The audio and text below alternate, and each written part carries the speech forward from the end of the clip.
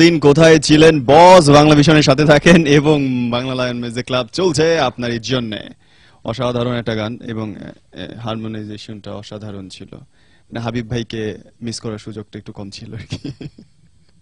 আচ্ছা, মানে আমার ব্যক্তিগত একটা প্রশ্ন ন্যান্সির কাছে, আই উইশ এটার সদুত্তর পাবো। সেটা হচ্ছে শুধুমাত্র ক্যামেরার সামনে ন্যান্সি এত কম কথা কেন বলে? তার মানে কি আরলে অনেক বেশি বেশি কথা বলি?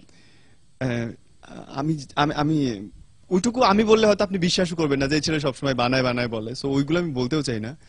শুধু প্রশ্ন এটাই ম্যাডাম, যে কথা বললে একটা মিচকে হাসি দিয়ে কিচ্ছু বুঝে না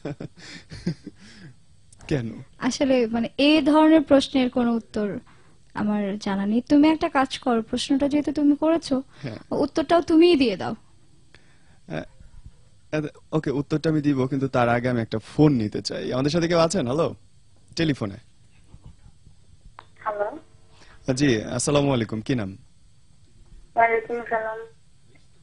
কেমন আছেন নীরব ভাইয়া? জি, নীরব ভাই ভালো আছে। আপনার নাম কি? আমার নাম। আচ্ছা, তুমি এমন কত মেয়ের জীবন নষ্ট করবো বলো তো? I am sorry. কুত্তার বাচ্চা, ভালো হয়ে যা।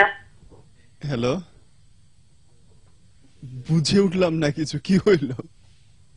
বাট হোয়াট এভার, আমি আই উইশ আপনি আমাকে আবার ফোন করবেন, and I really wanna know আপনি আসলে কি বলতে চান। আমাদের যে নম্বরটা আপনি টেক্সট করতে পারেন সেটা হচ্ছে পিজি, তারপর একটা স্পেস দিয়ে 1616 নম্বর। That's it.